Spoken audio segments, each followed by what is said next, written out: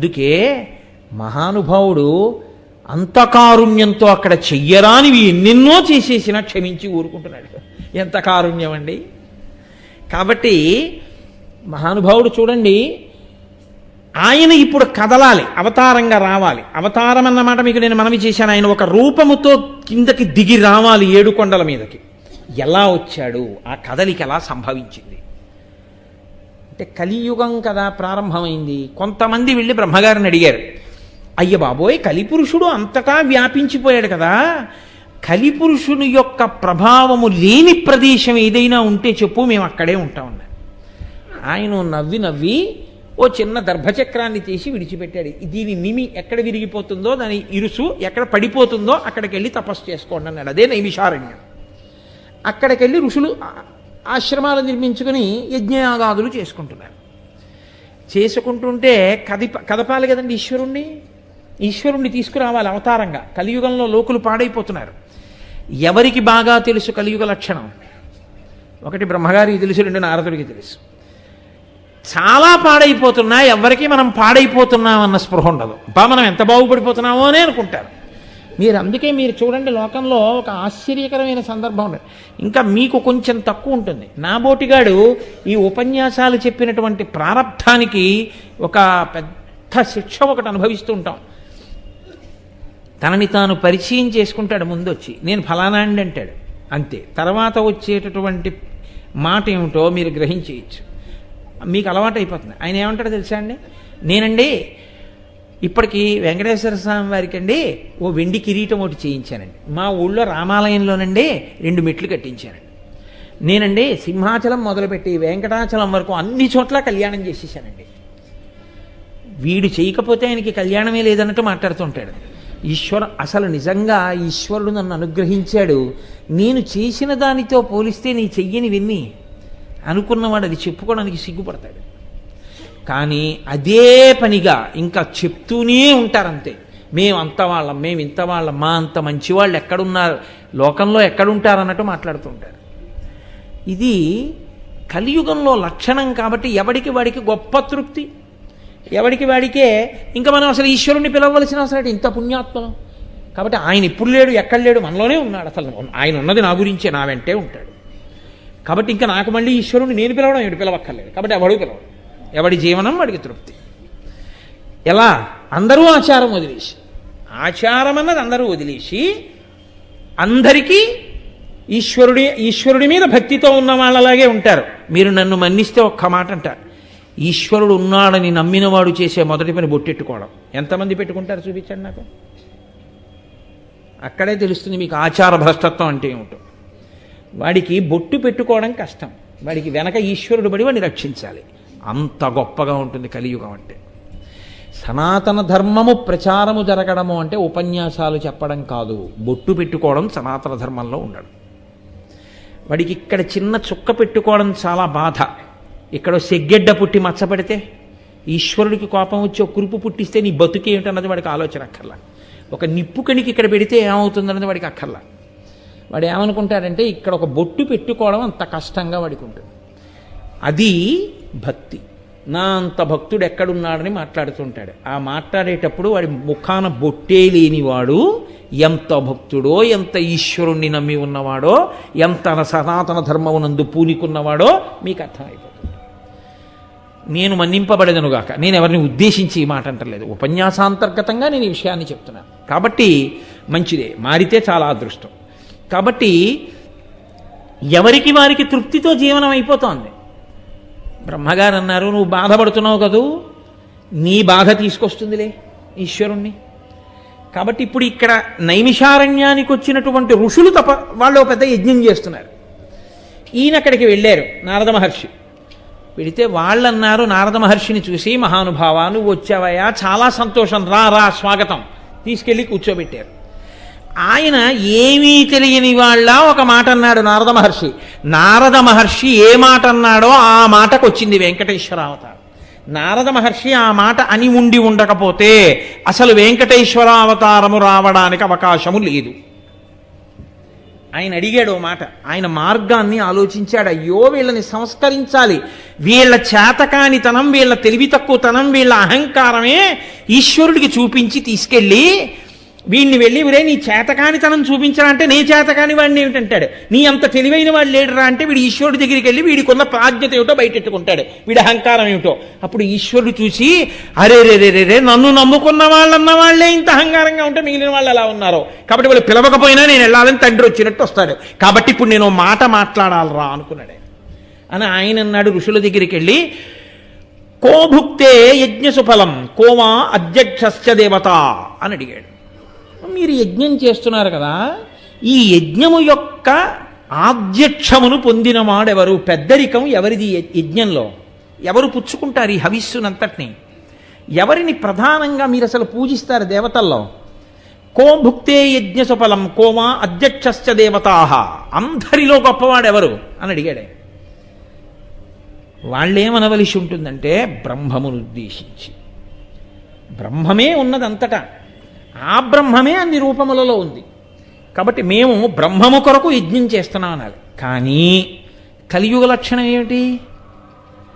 అన్నిటిలోనూ కూడా రాగముతోటో ద్వేషముతోటో కదండి చూడాలి. అలా చూస్తే కలిపురుష లక్షణం ప్రవేశించేసిందని గుర్తు. అధికుడు ఏమిటి, అల్పుడు ఏమిటి? నేను మీకు అయ్యప్ప స్వామిని చూపించి ఈయనెవరు అని నేను మిమ్మల్ని అన్నాను అనుకోండి, ఆయన బ్రహ్మము అన్నారు. శివుడా అన్నాను, కాదు అన్నవాడు కాదు, తెలుసున్నవాడు. ఆయనే శివుడు, ఆయనే విష్ణువు, ఆయనే సుబ్రహ్మణ్యుడు, ఆయనే వినాయకుడు, ఆయనే అన్ని అన్నవాడు, తెలుసున్నవాడు. ఈయన ఇది, ఈయన అది కాదు, ఈయన అది కాదు, ఈయన అది కాదు అని చెప్పినవాడు ఏదీ తెలియనివాడు, చాలా అల్లరి ఎక్కువ ఉన్నవాడు. కాబట్టి వాడేం చెప్తుంటాడంటే ఇది ఇదొక్కటే, ఇది అది కాదు. అప్పుడు అంతర్బహిష్యత సర్వం వ్యాప్య నారాయణ స్థిత ఏమైనట్టు? ఈ రాగద్వేషాలు ఈశ్వరుడి విషయంలో కూడా వచ్చేస్తాయి కలియుగంలో. కాబట్టి వాళ్ళని ఈ ప్రశ్న అడిగాడు నారదుడు. ఎందుకని అడిగాడో తెలుసా అండి? ఆయనే అమాయకుడై అడగలేదు ఈ ప్రశ్న. ఒక్క ప్రశ్న, ఒక్క మాట ఈశ్వరుణ్ణి తీసుకొస్తుంది, ఆయనకి తెలుసు. కలియుగంలో చాలా చాలా గొప్పది, తరించడానికి అవకాశం ఇచ్చేది ఏదంటే ఆ మాట ఒక్కటే. కలవు నామ సంకీర్తన. కలియుగంలో నామ సంకీర్తనమే. నామ సంకీర్తనం ఎవరు చేస్తారు? ఒక్క మనుష్యులే చెయ్యాలి, ఎందుకంటే వాళ్ళకే మాట ఇచ్చారు, మిగిలిన వాళ్ళకి మాట లేదు. కాబట్టి ఇప్పుడు ఈ మాట ఉన్నవాళ్ళు ఏం మాట్లాడతారో చూద్దాం. ఋషులు కదా, వీళ్ళేం మాట్లాడతారో చూద్దాం. అది ఆయన యొక్క పరిశీలన. వెంటనే వాళ్ళన్నారు, నిజమే, బ్రహ్మగారు గొప్పవాడా, విష్ణువు గొప్పవాడా, శివుడు గొప్పవాడా? అది వీళ్ళ నిర్ణయించేది. అసలు అలా నిర్ణయిస్తాననడం ధర్మమా? అది వీళ్ళ కర్తవ్యమా? అసలు అటువంటి ఆలోచన రావచ్చా? ఒక్క బ్రహ్మము కదు సృష్టికర్తయ్యై స్థితికర్తయ్యై ప్రళయకర్తయ్యై ఉన్నది. ఆ బ్రహ్మమునందు సృష్టికర్త కాని, స్థితికర్త కాని, ప్రళయకర్త కాని ఒకరికన్నా ఒకరు ఎప్పుడు ఎలా తక్కువయ్యారు? అలా తక్కువై ఉంటే బ్రహ్మగారు వరాలిస్తే శ్రీ మహావిష్ణువు అవతారం స్వీకరించి చంపవలసిన అవసరమే ఉంది రాక్షసుల్ని. దేవతలందరూ వెళ్ళి, ఋషులందరూ వెళ్ళి, అయ్యా వాళ్ళు మమ్మల్ని బాధపెడుతున్నారని ప్రార్థన చేస్తే అస్తమానం 4 ముఖాలు ఆయన వెళ్ళి వరాలిస్తున్నాడు, ఆయన్నే చంపమనండి. ఆయనేమో మాట ఇచ్చేవాడు, నేను వెళ్ళి చంపేవాడిని ఏంటి, నేను వెళ్ళనంటాడు కదండి. ఎప్పుడన్నా అన్నాడు ఆయన అలాగా? ఆయన ఎప్పుడు అనలేదే. వాళ్ళకి లేదు. ఎందుకు లేదో తెలుసా? ఒక్కటే కారణం, అది బ్రహ్మము. ఒక్క బ్రహ్మమే 3గా ఉంటుంది. ఉండి సృష్టికర్త, స్థితికర్త, ప్రళయకర్త అవుతుంది. ఆయా అవసరములను బట్టి అది మారుతుంది. అందుకే అమ్మ బ్రహ్మము. మాతృదేవోభవ, అమ్మ సృష్టి చేసింది, తన కడుపుని ఆవాసంగా ఇచ్చి పుట్టేటట్టు చేసింది. ఆ అమ్మ పాలిచ్చి స్థితికర్త అయింది, నిలబెట్టింది శరీరాన్ని. ఆ అమ్మ పాలు అన్నం పెట్టి పెంచింది. ఆ అమ్మ పెద్దవాడివి అయ్యాక కూర అన్నం పెట్టింది. ఆ అమ్మ నీ భార్య చేత్తో వండించుకు తినరా అని కోడలికి నేర్పి కొడుక్కి పెట్టించింది.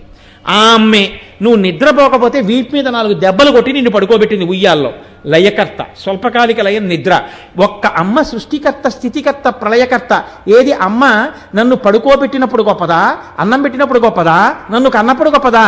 నేను విచారణ చేస్తానని నువ్వు వెళ్ళగలవా? ఈశ్వరుని యొక్క స్వరూపమునందు బ్రహ్మ గొప్ప, విష్ణువు గొప్ప, శివుడు గొప్ప, నేను విచారణ చేస్తానడం కూడా అంతే అహంకారం. అందులో సందేహం ఏం లేదు. కాబట్టి ఇప్పుడు దేవత అక్కడ ఋషులకే ఈ ఆలోచన రావడం, ఇంత చిత్రమైన ఆలోచన రావడం కలియుగ లక్షణమే. ఒక్క మాట ఎంత దూరం వెడుతుందో చూపించాడు నారద మహర్షి మొట్టమొదట కలియుగంలో.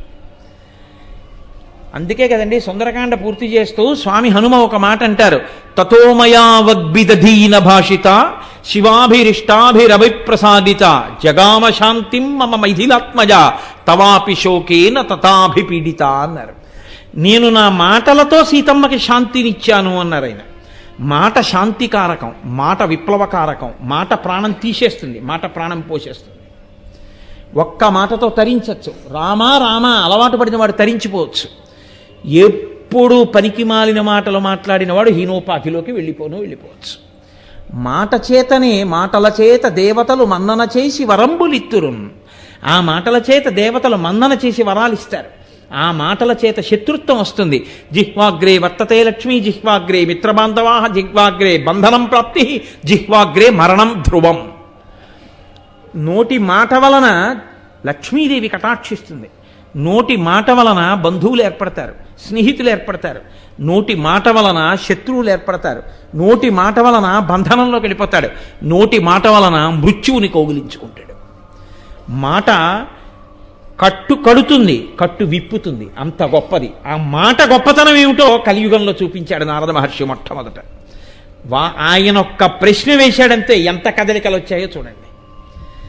ఆయన మాట ఎన్ని కదలికలు తీసుకొచ్చిందో, ఈ కదలికలు వెంకటేశ్వరావతారంగా కదలిక వరకు వెళ్ళిపోయింది అంతే. అది నారదుని యొక్క గొప్పతనం అంటే. ఇప్పుడు ఈ ప్రశ్న అడిగితే వాళ్ళన్నారు సుబుద్ధే అని పిలిచారు భృగు మహర్షిని.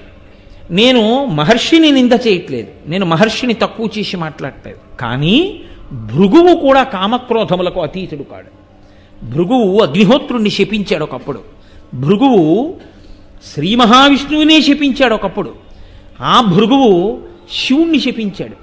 ఆ భృగువు బ్రహ్మని శపించాడు. ఆ భృగువు తన భార్యకి కష్టం వచ్చిందని అగ్నిహోత్రుణ్ణే శపించాడు. ఆయన అతీతుడేం కాడు. తానే అతీతుడు కానివాడు సర్వాతీతుడైన పరమేశ్వరుణ్ణా చూసి ఆ ఎవరు గొప్ప నిర్ణయించగలిగిన వాడు కలియుగ లక్షణం కాదండి. కాబట్టి ఇప్పుడు ఆయన బయలుదేరాడు. ఇది ఎక్కడ వరకు వెళ్ళిపోతుందో తెలుసా అండి ఈ ఉద్ధతి? నేను మీతో మనవి చేశాను. రాగము కానీ ద్వేషము కానీ కలగడానికి కారణం దేని నుంచి వస్తుందో తెలుసా? అహంకారం నుంచి వస్తుంది. శాస్త్ర ప్రమాణము వలన వస్తే వేరు, అహంకారంలోంచి వస్తుంది. నా అంతటి వాణ్ణి అని మొదలు పెడతాడు. నా అంతటి వాణ్ణిని మొదలుపెట్టి చేసింది ఏదో అదే పాపకర్మ. ఎందుకంటే దానికి శాస్త్రం ప్రమాణం కాదు. మీతో నేను మనవి చేశా, గీతాచార్యుడు చెప్పాడు, కార్యాకార్య వ్యవస్థితో తస్మాత్ శాస్త్రం ప్రమాణంతే. నువ్వు ఏది చెయ్యాలి ఏది చేయకూడదు శాస్త్రం ప్రమాణం. కానీ నీ అహంకారం ప్రమాణం అయితే నువ్వు చేసింది పాపం అంతే. కాబట్టి భృగు చేసింది పాపమే, భృగు చేసింది పరిశీలనం కాదు. కాబట్టి ఇప్పుడు ఆ భృగువు సత్యలోకానికి వెళ్ళాడు. వెళితే చతుర్ముఖ బ్రహ్మగారు కూర్చుని ఉన్నారు. మహానుభావుడు 4 ముఖములతో వేదం చెప్తున్నాడు. సరస్వతీదేవి వీణ వాయిస్తోంది. ఆయన శ్రీమన్నారాయణుడిని స్మరించి స్తోత్రం చేస్తున్నాడు. ఏమిటి దోషం? నేను మా గురువుగారి దగ్గరికి వెళ్ళాను అనుకోండి, నేను మా గురువుగారిని చూడగానే నేను నేల మీద పడి నమస్కారం చేసి లేచి నిలబడతాను, నా కర్తవ్యం. మా గురువుగారు ఇలా చూసి కూడా ఏమనకుండా ఏదో మాట్లాడుతూ ఒక పావుగంట సేపు ఊరుకున్నారనుకోండి, తండ్రి కన్నా గొప్పవాడైనటువంటి గురువుని నన్ను చూసి కూర్చోమ్మనలేదు గురువుగారని నేను ఏదైనా గురువుగారి గురించి వదరి మాట్లాడాను అనుకోండి, నేనా పాడయ్యేది గురువా? తండ్రి కూర్చో అనలేదని తండ్రిని అగౌరవపరుస్తామా? తండ్రి కూర్చో అన్నా కూర్చోవద్దు అన్నా ఆ ఆజ్ఞ పాలించడం తండ్రి గారు. కాబట్టి ఆయన్ని నేను చూడడం నా ధన్యత.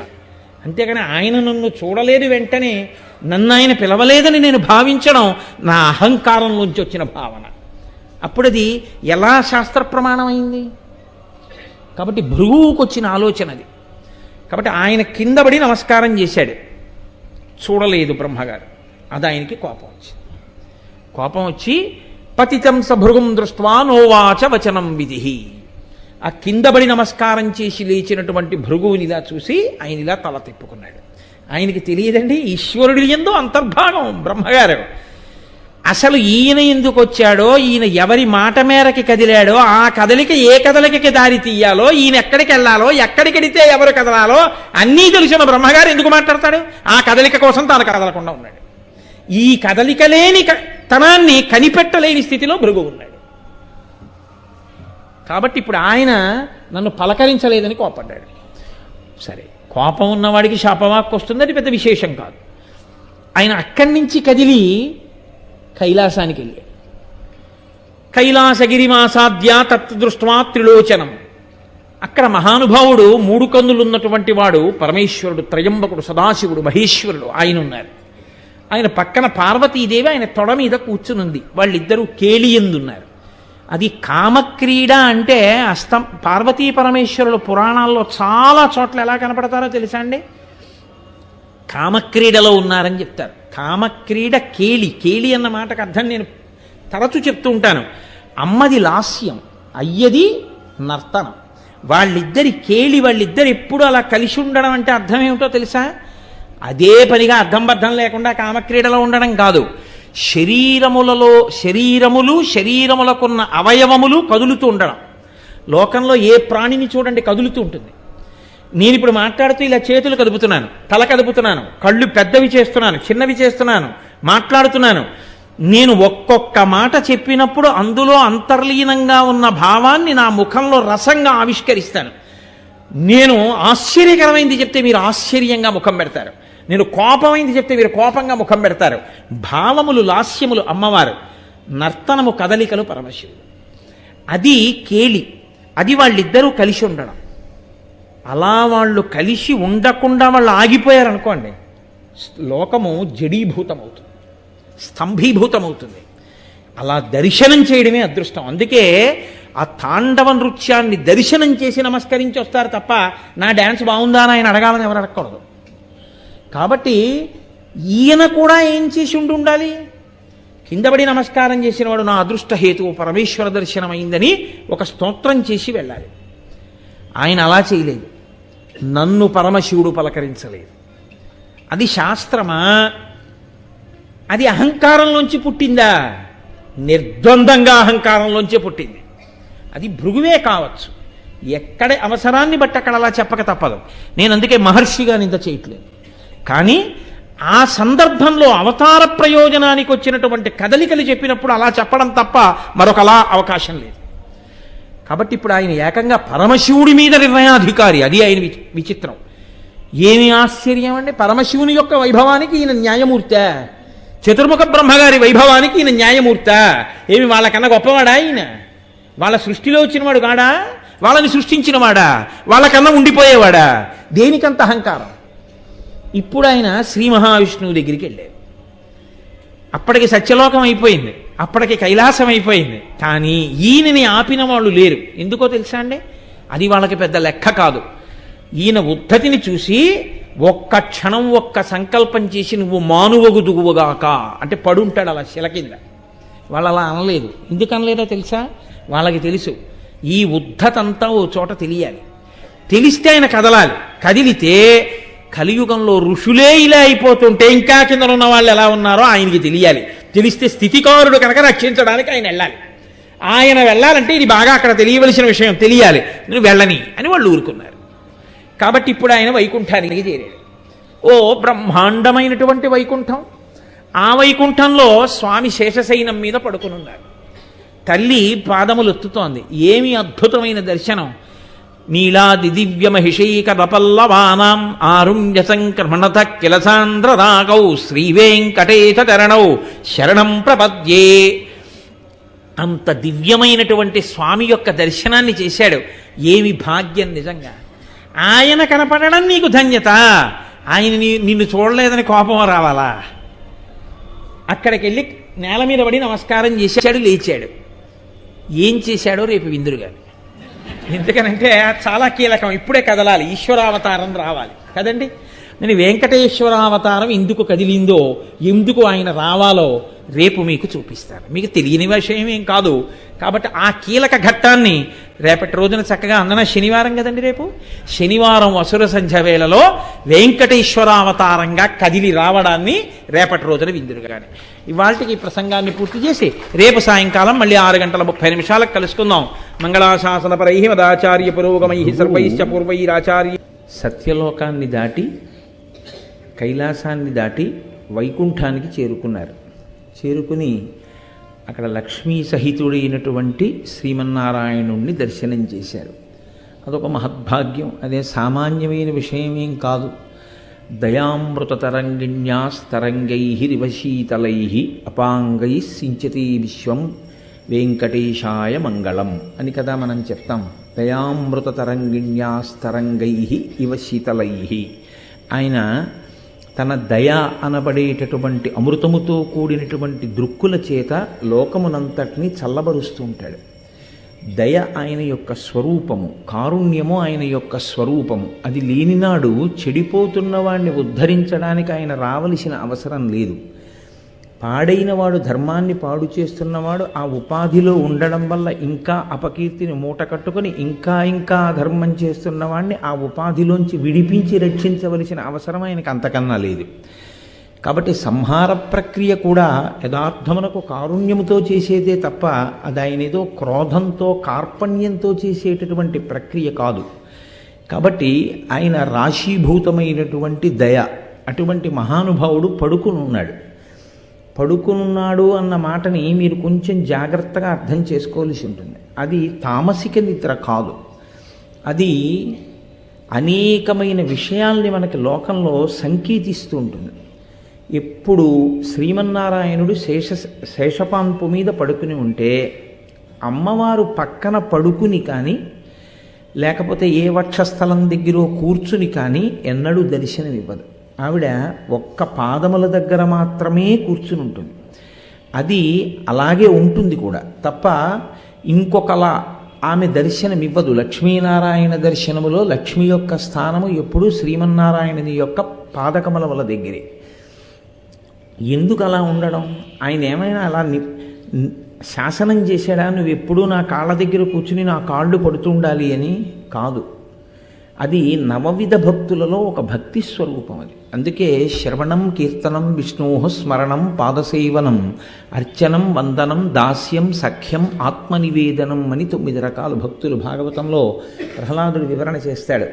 అందులో మీరు ఏ భక్తి మార్గాన్ని స్వీకరించినప్పటికీ దాని యందు తాదాత్మ్యతని పొందినవాడు, దానినే మహోపకరణంగా స్వీకరించినవాడు దాని వలన మోక్షాన్ని పొందొచ్చు. దాని వలన మోక్షమును పొందొచ్చు అంటే మోక్ష సాధన సామాగ్ర్యాం భక్తిరేవ గరీయసి అంటారు శంకర భగవత్పాదులు. ఆ భక్తితో కూడిన కర్మాచరణము వలన జ్ఞానసిద్ధి కలుగుతుంది. ఆ జ్ఞానము వలన మోక్షము అనుగ్రహింపబడుతుంది. కాబట్టి అందులో 9 రకాలైన భక్తి మార్గాలలో శ్రవణం, వినడం తపస్సుగా పెట్టుకుని వినడంలో రమించిపోయేటటువంటి లక్షణం ఉన్నవాడు కేవలం వినడం వల్ల మోక్షాన్ని పొందుతాడు. శృణ్వన్ తపః, పరీక్షిత్తు విని మోక్షాన్ని పొందాడు. కీర్తనం, భగవంతుని యొక్క గుణములను తాను అనుభవించినటువంటి కారణం చేత లోపల పిల్లుబుకినటువంటి ఆనందం ఇంకా లోపల పట్టక వాగ్రూపంగా పైకి ప్రవహించి అది ఆయన నోటి వెంట జాలువారితే అంత భక్తి తన్మయత్వం ఉన్నవాడెవరో ఆయన చేసినటువంటి స్తోత్రము, ఆయన చేసిన గానము, ఆయన చేసిన సంకీర్తనము, ఆయన చేసిన ప్రవచనము ఆయనకి మోక్షహేతువు. దానికి శుకుడు ప్రతినిధి. కాబట్టి కీర్తనం, విష్ణోః స్మరణం. స్మరణ మనసుకి సంబంధించింది, కర్మేంద్రియాలకి సంబంధించినది కాదు. స్మరణ ఎప్పుడూ చేసేది మనసు ఒకటే. స్మరణ అంటే ఆలోచన. అందుకనే స్మరహ అంటుంటారు మన్మధుణ్ణి, మనోసంబంధమైన వాడు కాబట్టి స్మరహ అని పేరు ఆయనకి. స్మరుడు. అటువంటి స్మరణలతో కూడినటువంటి మనసు, ఆ స్మరణలు ఎప్పుడూ ఈశ్వరుడితో ముడిపడడం అలవాటైపోతే ఏది ఆలోచించినా చివరికి ఆయన ఎక్కడికి చేరుతాడంటే ఈశ్వరుడి దగ్గరికి చేరుతుంటాడు. ఈశ్వరుణ్ణి అనుసంధానం చెయ్యకుండా ఆయన ఏ ఆలోచన నడవదు. అలా ఆలోచనలన్నీ ఈశ్వరుడితో ముడిపడిన వాడెవరున్నాడో ఆయన కూడా మోక్షాన్నే పొందుతాడు. అందుకే ప్రహ్లాదుడు దానికి ప్రతినిధి. పానీయంబులు త్రాగుచున్ కుడుచుచున్ భాషించుచున్ హాసలీలా నిద్రాదులు చేయుచున్ తిరుగుచున్ లక్షించుచున్ శ్రీమన్నారాయణ పాదాబ్జ యుగళి. ఆయన ఎప్పుడూ ఆయన గురించే చింతన చేస్తాడు. ఏం చేస్తూ? నీళ్లు తాగుతున్నా, తింటున్నా, తిరుగుతున్నా, కూర్చున్నా, లేచినా, ఏం చేసినా ఆయనకి ఎప్పుడు భగవంతుడే జ్ఞాపకానికి వస్తుంటాడు. జ్ఞాపకానికి వస్తుండడం కాదు, ఆయన మనసు ఎప్పుడు అలా ఈశ్వరుడితో స్మరణ పెనవేసుకుంటుంది. ఆహా, దాహం రూపంలో లోపల నీరైపోయిందని అడిగినవాడు ఈశ్వరుడు కదా అంటాడు. లేకపోతే ఇందులో నీళ్ళు అయిపోయాయని మనకేం తెలుసు? ఇందులో నీళ్ళు అయిపోయాయని దాహం రూపంలో చెప్తున్నాడు అంటాడు. దీనికి దాహం వేస్తే మళ్ళీ బయట నీటిగా ఉన్నవాడు ఆయనే అంటాడు. ఆ నీటిని చూసి ఇంత సులభంగా నీరు దొరకకపోతే నా దాహం ఎలా తీరేది? ఈశ్వరుడు ఈ రూపంలో ఉన్నాడంటాడు. కాబట్టి